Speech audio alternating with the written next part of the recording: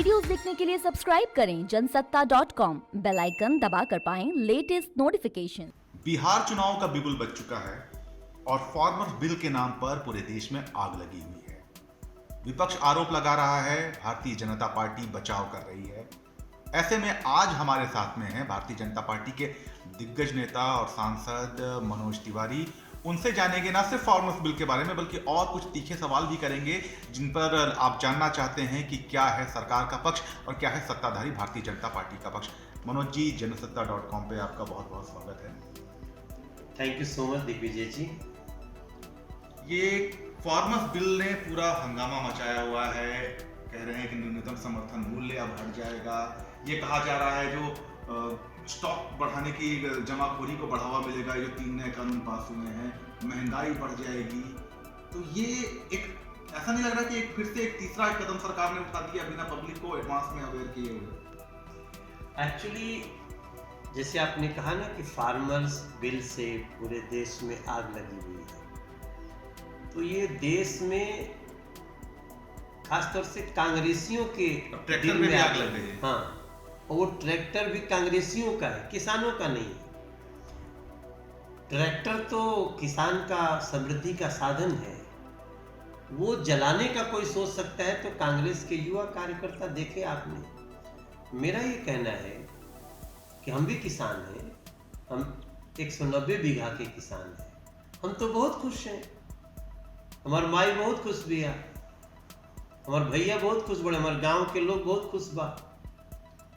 तो अब तो गांव के लोग समूह बनावे लगल और समूह बनाते बनाते इस देश के किसानों को पहली बार लग रहा है कि हमको एमएसपी चाहिए तो हम अनाज मंडी में जाएंगे, और अगर हमको एमएसपी से भी ज्यादा कीमत चाहिए तो और भी कुछ दुकानें, कुछ जगह, कुछ ठिकाने खोल दिए हैं मोदी जी ने। और ये देश के किसानों के लिए मेरा ये मानना है कि पिछले जब से हम लोग होश संभाले हैं, पहली बार देश की सरकार ने कुछ ऐसा किया है जहां लागत से 2 गुना ही नहीं, 2.5 गुना 3 गुना तक कीमत मिल सकती।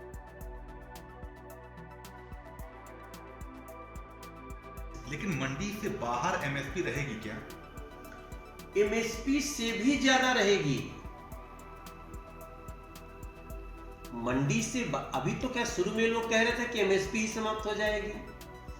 जिसको एमएसपी ही चाहिए उसके लिए मंडी है, और एमएसपी से भी ज्यादा के लिए बाहर का ऑप्शन दिया गया है। जिसको एमएसपी से भी कम बाहर मिलेगा तो क्यों देगा।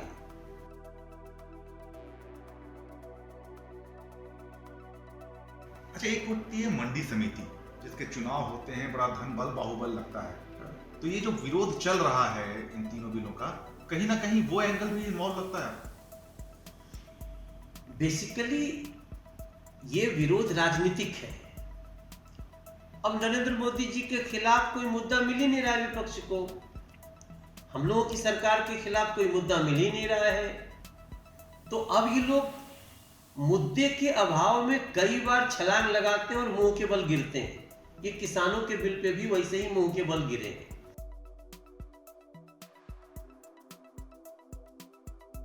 लेकिन बेहतर नहीं होता थोड़ा पहले आप सामने आते और स्थिति स्पष्ट करते?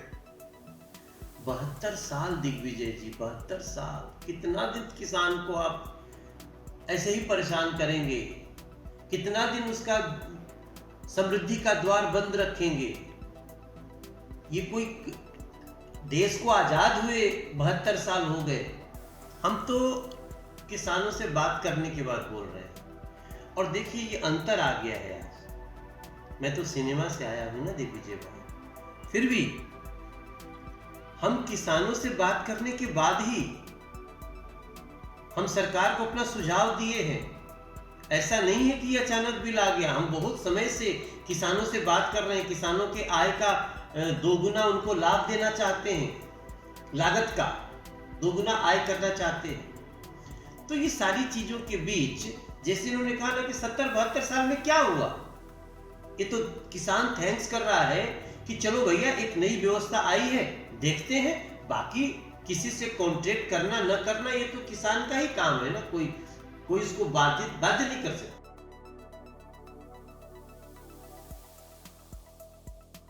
जो दूसरा एसेंशियल कमोडिटी एक्ट में बदलाव जो है, उससे आरोप लगाया जा रहा है कि जमाखोरी को बढ़ावा मिलेगा, महंगाई बढ़ेगी।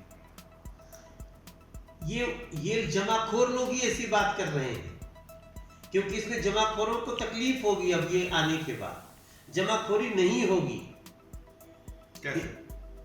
इसलिए नहीं होगी जमाखोरी कि देखिए, जैसे होता क्या था कि पहले आप देखते होंगे कि प्याज हुआ, टमाटर हुआ, और जिस सीजन में हुआ तो अचानक किसान उसका मूल्य न मिलने के कारण उस सड़कों पे फेंक रहा है, देखा होगा। अब क्या है कि वो फसल की शुरुआत होने के पहले ही उनके पास जो बड़े खरीदार हैं उस किसान से पहले खरीद के कुछ एडवांस भी दे चुके होंगे, तो वो अगर उसको इसलिए अपने पास रखता है कि हम इसको 4 महीना बाद बेचेंगे, तो फिर उसका भी कीमत मिला, 4 महीना बाद तो बहुत ज्यादा कीमत मिलेगी, और फिर वर्तमान के दिन किसान को अपने लागत का 2.5 गुना 3 गुना मिल गया, 2 गुना।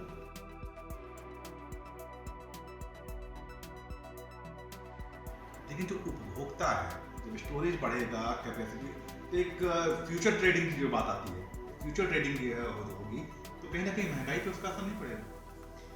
देखिए जी, अभी तो हम बात कर रहे हैं किसानों की लागत से उसको 2 गुना या उससे ज्यादा फायदा देने की। तो जब उसका फायदा हो गया अपने खेत से, तो उसके बाद जो ले गया है वो भी तो अपना लाभ हानि देखेगा।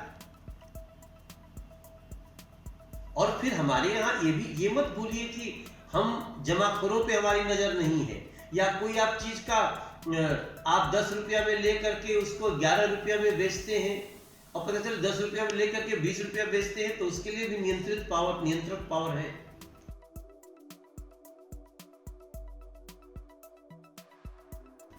बिहार में चुनाव होने वाले हैं, और ऐसे में फार्मर्स बिल, अगर स्थिति स्पष्ट नहीं की गई तो आपको लगता है इसका नुकसान बिहार में उठाना पड़ेगा? ना, बिहार में तो किसान बहुत खुश है और सबको स्पष्ट है। हमारे यहाँ बिहार में देखिए, मैं दिल्ली का FCI का चेयरमैन हूँ। हम दिल्ली में अगर FCI चाहे कि हम बिहार से अनाज खरीद लें तो नहीं खरीद सकते, यूपी से खरीद लें नहीं खरीद सकती, वो हरियाणा और पंजाब से खरीदती है। क्यों नहीं खरीद सकती? हर जगह से आना चाहिए, ये बाध्यता क्यों है? तो अब बिहार का किसान बिहार के ही बाजार समिति में बेचेगा। मैं कैमूर जिले का रहने वाला हूं मूलतः। अगर हम कैमूर जिले से बनारस में ले जाके केवल अपने धान और गेहूं और चावल बेच दें, तो हमको ढुलाई के अलावे पर क्विंटल 300 रुपए का फायदा हो जाता है, पर क्विंटल। तो हम उस व्यवस्था को लेने दो ना किसान को।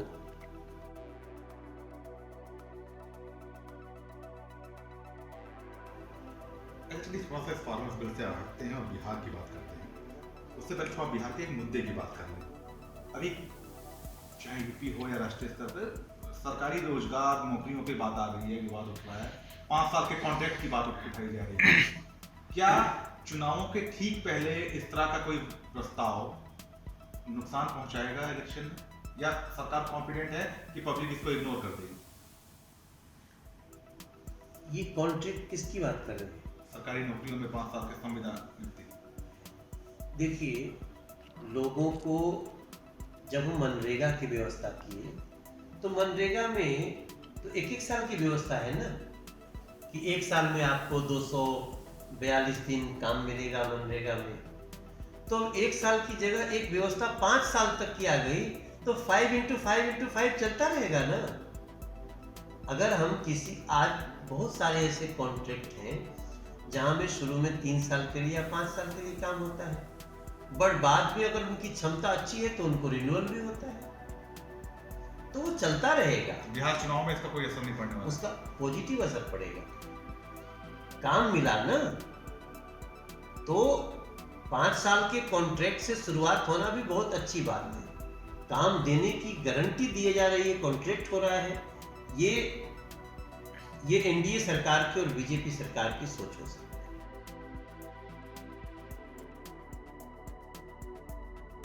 अच्छा, लेकिन एनडीए के सहयोगी दल कह रहे हैं कि एनडीए में भाव मिलता नहीं है। बादल साहब कह रहे हैं, इसके पहले ठाकरे साहब ने कहा था।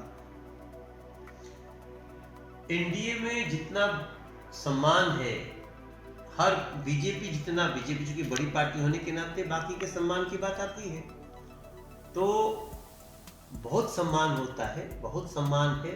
और इसी के कारण देखिए, जो भी अगर कभी एनडीए से थोड़ा समय के लिए निकल के गया भी है, तो उसकी जो गति हुई है, अब आज देखिए शिवसेना की क्या गति है। आज शिवसेना जिस उद्देश्य के साथ पार्टी का निर्माण हुआ, बाला साहब ठाकरे जी ने किया, परम पूजनीय बाला साहब ठाकरे जी ने, आप बताइए शिवसेना के लोग ही शिवसेना छोड़ के जाने लगे। हर शिव सैनिक के मन में तकलीफ है। लेकिन अब बादल हट गए। ठीक है, बादल जी हटे हैं, उनको भी थोड़े समय में समझ में आ जाएगा कि उन्होंने गलत निर्णय ले लिया। उनको भी ये समझ में आएगा, कोई बात नहीं। हम उनके वेलविशर, अकाली दल के वेलविशर कल भी थे, आज भी हैं और कल भी रहेंगे।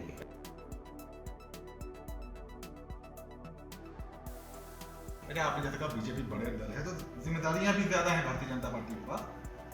बिहार में चिराग पासवान कुछ नाराज से दिख रहे हैं, हालांकि बीजेपी से नाराज नहीं है, वो नीतीश कुमार से नाराज है। तो ये जो एक समीकरण बिगड़ेगा, उसको कैसे संतुलित करेंगे आप? वैसे यहाँ भी आरोप लगाया जा रहा है कि चिराग की नाराजगी में भी भारतीय जनता पार्टी का हाथ है। नहीं, ऐसा ये आरोप सच नहीं है, ये निराधार है। हाँ, देखिए, एनडीए के घटक दलों में स्वतंत्रता तो है, लोकतंत्र है, वो अपनी बात रख रहे हैं। लेकिन बिहार में लोजपा के साथ जो उनकी बातें हैं, हम पूरा एनडीए सुन रही है और उसका सम्मानजनक निर्णय भी होगा।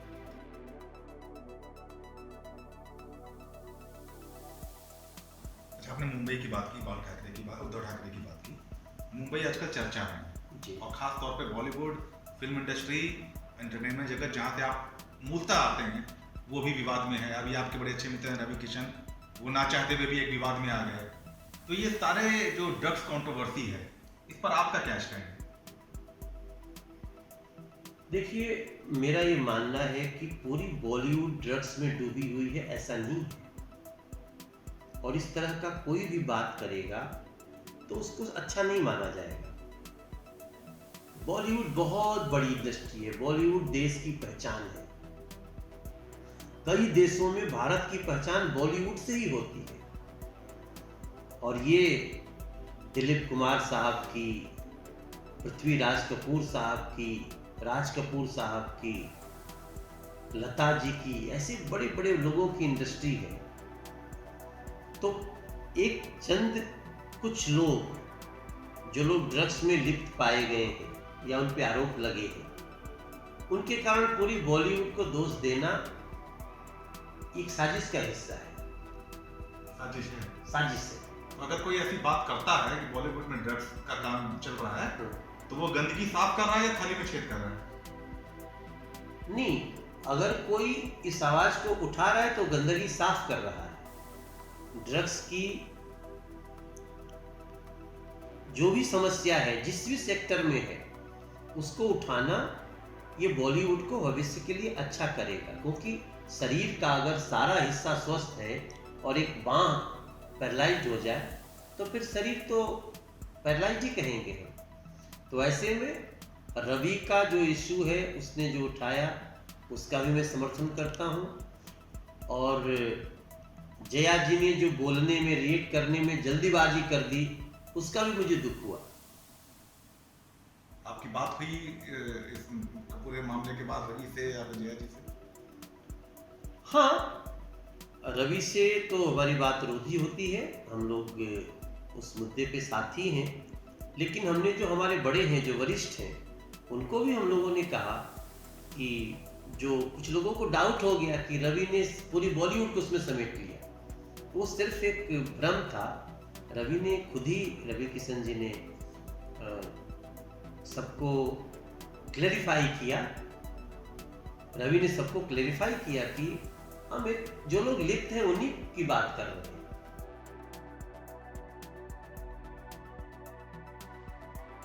आपने भ्रम की बात कही। अरविंद केजरीवाल कहते हैं कि भ्रम तो आप फैला रहे हैं, दिल्ली सरकार के अच्छे कामों के खिलाफ भ्रम फैला रहे हैं, कोविड के मामले में भ्रम फैला रहे हैं, और भी कई मुद्दे हैं जिस पे आप भ्रम फैला रहे हैं। आज अगर दिल्ली में चुनाव हो जाए ना विधानसभा, तो 15 सीट मिलना भी मुश्किल हो जाएगा अरविंद केजरीवाल जी। उन्होंने जो धोखे से, भ्रम डाल के, दिल्ली से झूठ बोल के, बिजली पे झूठ बोला, पानी पे झूठ बोला, आज पानी और बिजली के ऐसे ऐसे बिल आ रहे हैं कि आप देख करके बेहोश हो जाएंगे। और बड़े लोगों के नहीं, घरों में काम करने वाली बहनों के, ऑटो चलाने वाले लोगों के, ऐसे लोगों के बड़े बड़े बिल आ रहे हैं। और जब एक भयानक संकट का सामना करना पड़ा कोरोना का हमें, तो अरविंद केजरीवाल जी अपने घर में घुस के वो केवल डिजिटल फोरम पे पीसी करते हुए नजर आए। नहीं, लेकिन मनीष सिसोदिया हैं और राघव चड्ढा हैं, ये सब सड़क पे उतर के बकायदा इनके फुटेज जारी हुए मीडिया को कि कैसे छिड़काव करवा रहे हैं, सैनिटाइजेशन करवा रहे हैं सड़कों पर। एकाध कुछ आ गए होंगे, हमें नहीं पता, अभी तक हम लोग देखूंगा तो मुझे खुशी होगी। लेकिन हम तो अरविंद केजरीवाल जी की बात कर रहे हैं ना। कहाँ थे अरविंद केजरीवाल जी? वो तो दिल्ली के बेटे हैं, सारे उनके भाई बहन माता पिता सब संकट में थे और वो घर से निकल नहीं सकते थे।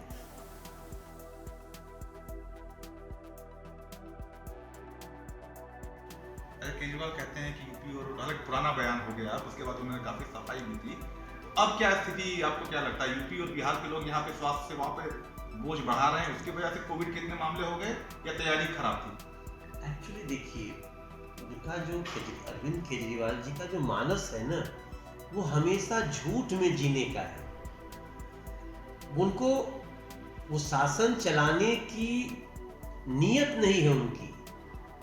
आज भी आप दिल्ली में जाइए, जिस प्रकार से फ्लड के नाले जाम हैं, जिस प्रकार से पीडब्ल्यूडी के नाले जाम हैं, उसमें क्या होता है, एक दिन बारिश हो जाए 4 घंटे तो देखिए लबालब भर जाता है, सारे मीडिया के कैमरे वहीं पे चले जाते हैं। कुल मिला के दिल्ली को एक जो बजट मिला हुआ है लगभग 67,000 करोड़ का, उसमें तो दिल्ली को दुनिया के किसी देश की तुलना में खड़ा कर सकते हैं। बट वो राजनीति में लगे हुए हैं, कहीं एमसीडी को फंड नहीं देना है क्योंकि एमसीडी में बीजेपी है, तो फंड का दूसरा उपयोग तो हो नहीं सकता, हेड तो तय है। तो अगर इतनी छोटी छोटी सोच आप रख लेंगे कि एमसीडी में बीजेपी है तो एमसीडी फेल हो जाए, तो फेल होगी तो दिल्ली के लोगों के ऊपर संकट। वो ऐसा ही आरोप केंद्र सरकार पे लगाते हैं कि दिल्ली सरकार के फंड रोके जाते हैं, योजनाएं रोकी जाती हैं। नहीं, मैं आज आपको बताऊं, वो बात करते हैं दिल्ली से एक्स्ट्रा फंड दो सरकार, केंद्र सरकार से, और एमसीडी दिल्ली सरकार से चाहती है कि जो नियोजित फंड है वो तो रिलीज कर दो। दोनों में अंतर है ना। आपको अगर एक्स्ट्रा फंड चाहिए तो पहले आपके पास जो फंड है वो तो खर्च कर लो। मैं आपके इस फोरम पे, जनसत्ता इंडियन एक्सप्रेस के फोरम पे, मैं ये पूछना चाह रहा हूं जिम्मेदारी से कि अरविंद केजरीवाल जी बताएं कि किस साल में, पिछले 6 साल से वो है ना, 6 साल में किस साल 10,000 करोड़ से कम फंड अनयूज्ड नहीं गया है। मतलब कि हर साल 10,000, 12,000 करोड़, 10,000 करोड़, 13,000 वापस लौटता है। तो आपका फंड तो वापस लौट रहा है, फिर आप किस फंड के लिए दिल्ली केंद्र सरकार से लड़ रही है? ये एक नाटक है, इनका एक राजनीति है जिसमें वो सरकारों का सरकारों से बदला लेने की जो उनकी रणनीति है उस पर वो काम करते हैं।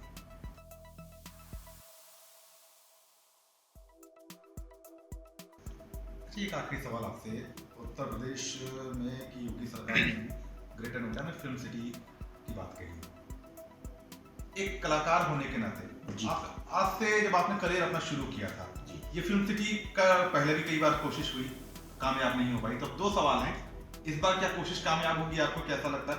और दूसरा, अगर ये फिल्म सिटी पहले होती तो जो उत्तर प्रदेश और बिहार के कलाकार हैं जिनको बॉम्बे जाकर स्ट्रगल करना पड़ा, उनको किस तरह से फायदा मिलता उनके अपने करियर में? मैं जगदम्बे से प्रार्थना करूंगा, माँ विंध्यवासिनी से, भोले बाबा से, महादेव से, कि ये प्रयास अब सफल हो। कोई भी ये मत कामना करे कि ये कोशिश इसलिए फेल हो जाए कि बीजेपी सरकार में है, क्योंकि ये उत्तर भारत के लिए एक वरदान है जो कि फिल्म सिटी के रूप में खड़ी होगी। और मैं आपको बताऊं, इससे बॉलीवुड बटेगा नहीं, इससे बॉलीवुड बढ़ेगा दिग्विजय भाई। और जो ये फिल्म सिटी का कदम उठाया है योगी आदित्यनाथ जी ने, नरेंद्र मोदी जी ने, उसके लिए आने वाली पीढ़ियां धन्यवाद देंगी भारतीय जनता पार्टी। आने वाली पीढ़ियां धन्यवाद देंगी। और आज हम भी आपको धन्यवाद देंगे मनोज कि आप हमारे साथ अपने इतनी साफगोई से इन मुद्दों पर रखा। नॉर्मली लोग जो है अवॉइड करते हैं अब अभी फिलहाल बात करना, लेकिन जिस साफगोई से मनोज तिवारी ने अपनी बातें रखी, तो उम्मीद है आपको काफ़ी सवालों के जवाब मिल गए होंगे। और अगर कोई सवाल रह गया है तो कमेंट सेक्शन में अपने सवाल पूछें, हम उसको मनोज तिवारी तक पहुंचाएंगे और इनसे इनके जवाब लेकर आप तक वापस पहुंचाएंगे। फिलहाल बाकी खबरों के लिए देखते रहिए जनसत्ता।